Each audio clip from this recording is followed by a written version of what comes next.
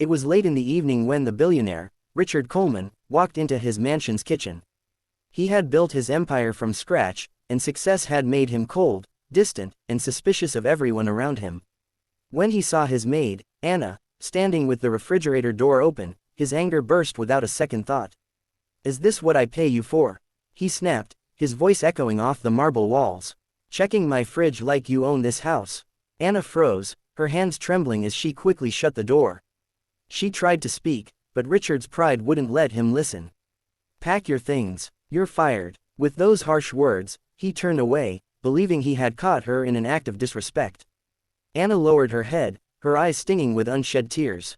She didn't argue, didn't beg, she only whispered, "Yes, sir," and quietly left the kitchen. Richard thought nothing of it. To him, it was a matter of principle. He didn't realize that his judgment was clouded by arrogance, and the truth of that moment would soon return to haunt him. Later that night, as Richard sat in his study, something gnawed at him. He couldn't shake the image of Anna's expression, her silence, the way her hands had trembled. This woman had worked in his house for almost a year, never late, never disrespectful, always kind. Why hadn't she defended herself? Why did she look more heartbroken than guilty? Unable to let it go, Richard decided to ask the head housekeeper about it. The truth hit him like a punch in the chest. The head housekeeper told him that Anna hadn't been checking the fridge for herself. She had been quietly saving her salary for her sick son, who was in the hospital, but the money was never enough. That night, she hadn't eaten all day, choosing instead to send her food to the hospital for her little boy. She had opened the fridge only to see if there was something small she could take, not for herself, but to bring to her child. "She never asked for anything, sir," the housekeeper said gently. "She didn't want pity, she only wanted her son to have enough." Richard's throat tightened. For the first time in years, the billionaire who thought he had everything felt utterly powerless. Memories of his own childhood, of nights he had gone hungry while his mother worked 2 jobs, came flooding back. He had built walls around his heart so thick, he had forgotten where he came from. And now, his pride had crushed the spirit of a woman who had only been trying to keep her child alive. Without a second thought, Richard rushed to find Anna. He drove to the small apartment where she lived, only to see her carrying a paper bag of groceries she could barely afford.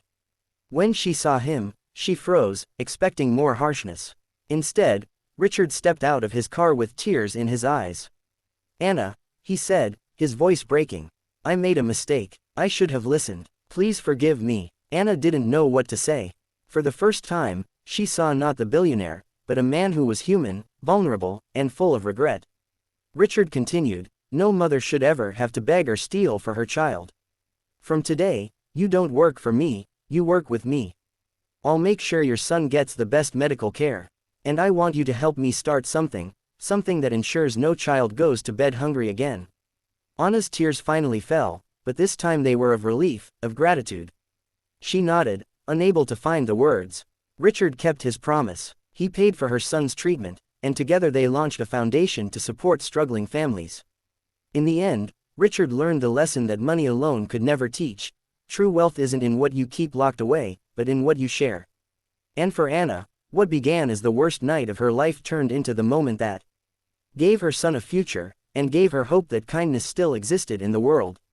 Sometimes it takes losing sight of our humanity to realize what truly matters, and sometimes, the act of opening a fridge is really the act of opening a heart.